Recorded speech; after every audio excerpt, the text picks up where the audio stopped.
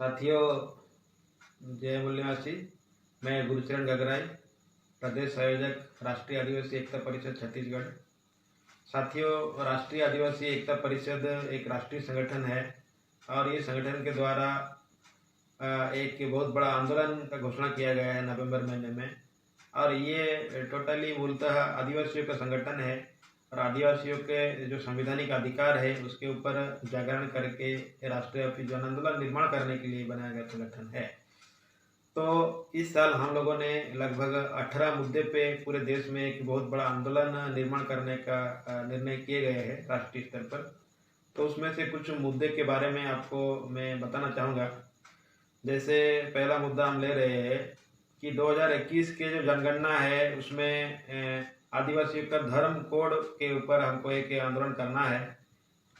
तो आदिवासियों का क्या है कि यहाँ का जो शासक वर्ग चाहते हैं कि वो हमको हिंदू में शामिल करें, लेकिन हम हिंदू है नहीं। पूरे देश में कोई भी आदिवासी हिंदू है नहीं और हमारा अपना स्वतंत्र धर्म है। तो इसके लिए हम हिंदू में अपना धर्म लिखना नहीं चाहते, तो इसीलिए हम इसके विरोध में ये आंदोलन है। दूसरा है छत्तीसगढ़ में तमाम बहुत सारे एरिया है, आदिवासियों के क्षेत्र है, जहाँ पर आदिवासियों को नक्सलाइट घोषणा करने का बहुत बड़ा षड्यंत्र कांग्रेस और बीजेपी के द्वारा हो रहा है। और ये इसलिए हो रहा है क्योंकि उस एरिया में हमारे आदिवासियों की ज़मीन के नीचे बहुत सारे धातुएं हैं, कोयला है, आयरन माइन्स है, ऐसे बहुत सारे धातुएं हैं जो मूल्यवान है और उसको पूंजीपतियों के द्वारा लूटने का षड्यंत्र के तहत उसको माओवादी घोषणा किया जाता है। और जबकि 70 साल हो चुके हैं हमारे देश को आज़ादी के, 70 साल से ज़्यादा हो चुके हैं और वहाँ पर बेसिक चीज़ें जो सरकार को देनी चाहिए, कोई भी गवर्नमेंट को, कोई भी कंट्री के गवर्नमेंट को देना चाहिए, वो वहाँ तक नहीं पहुँच पाया है। तो ये तमाम बातें हैं जिसके विरोध में हम ये आंदोलन कर रहे हैं। तीसरा है धार्मिक स्वतंत्रता का मूलभूत अधिकार हमारा बड़े पैमाने पर आदिवासियों को हो रहा है। तो इसके विरोध में हम लोग ये आंदोलन कर रहे हैं क्योंकि आर्टिकल जो 25 है तो उसके तहत हमको स्वतंत्र धर्म मानने का अधिकार है, लेकिन हम लोगों को कुछ मनुवादी लोगों के द्वारा हमको फंसाया जाता है, आदिवासियों को, और गुमराह किया जाता है। ऐसा चौथा मुद्दा है, हम आदिवासियों को वनवासी बोला जाता है हमारा मनोबल गिराने के लिए कुछ मनुवादी लोगों के द्वारा। तो ही वनवासी शब्द एक गैर हमारा द्वारा ग्रहणीय नहीं है और हमारा किसी भी आदिवासी लोगों ने ये शब्द चाहिए बोल के कोई आंदोलन भी नहीं किया है, फिर भी हमको ज़बरदस्ती हमको वनवासी या जंगली बोला जाता है। तो ये षड्यंत्र के विरोध में हम ये आंदोलन कर रहे हैं। ऐसा ही आदिवासियों का पहचान समाप्त करने का एक बहुत बड़ा षड्यंत्र छत्तीसगढ़ में या पूरे देश में हो रहा है और छत्तीसगढ़ में उसके ऊपर विशेष रूप से राम वन गमन पथ के नाम पे एक कार्यक्रम सरकार द्वारा चलाया जा रहा है, जिसके विरोध में हम हैं। जैसे हम आदिवासियों के साथ राम का कोई संबंध ही नहीं है, क्योंकि रामायण और आदिवासी का कोई संबंध आप अगर ढूंढ के निकालोगे तो वो बहुत बड़ा बात हो सकता है, लेकिन जब संबंध ही नहीं तो निकालने का बात अलग बात है।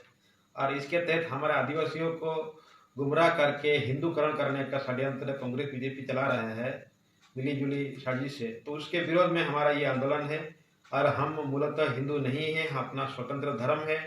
1931 के पहले हमारा जो जनगणना होता था अंग्रेजों के समय में, तो हम लोगों को अपना स्वतंत्र धर्म था, तो उसके ऊपर जनगणना होता था। लेकिन ये षड्यंत्र चल रहा है लगातार 70 साल से, विकास के नाम पे विस्थापन चल रहा है बहुत बड़े पैमाने पे। शेड्यूल 5 एरिया में कोई विकास हो नहीं रहा है। बस्तर संभाग में, सरगुजा संभाग में हमारे आदिवासी मूलभूत सुविधा के लिए भी मुश्किल में जी रहे हैं, तो वहाँ पर विस्थापन बड़े पैमाने पे हो रहा है। इस मुद्दे पे हम ये आंदोलन कर रहे हैं। और आदिवासियों के विरोध में फर्जी केसेस डाले जा रहे हैं अलग अलग जगहों पे, तो इसके विरोध में हमारा आंदोलन है। देश के न्यायपालिका ने एक निर्णय दिया था पिछले साल 13 फरवरी 2019 को कि 12 लाख आदिवासियों को अपना घर छोड़ देना चाहिए, जमीन छीनने का एक आदेश दिया था।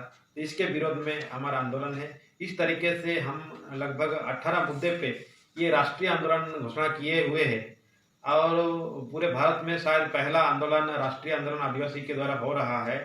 और इसलिए मैं तमाम छोटे मोटे बड़े संगठनों का अपील करना चाहूँगा कि इस आंदोलन में शामिल हो और हमारा कार्यक्रम का भाग बने और हमारा एक होने में ही हमारा सफलता है। और एक जिला स्तर पर या राज्य स्तर पर भी होने से होने वाला नहीं है, राष्ट्रीय स्तर पर होना पड़ेगा। और हम इसीलिए 3 चरण में ये कार्यक्रम की घोषणा किए हुए। पहला चरण है 5 नवंबर 2020 को जिला स्तर पर धरना प्रदर्शन होगा, तो छत्तीसगढ़ में भी हम सारे जिले में धरना प्रदर्शन करने वाले हैं। दूसरा है 18 नवंबर 2020 को हम तहसील स्तरीय धरना प्रदर्शन करने वाले हैं, और इसी तहसील स्तरीय धरना प्रदर्शन में भी हम छत्तीसगढ़ में हम कोशिश करेंगे कि हर तहसील में हो। तृतीय आंदोलन है 28 नवंबर को, तो 28 नवंबर को हम जिला स्तर पर महारैली करने जा रहे हैं।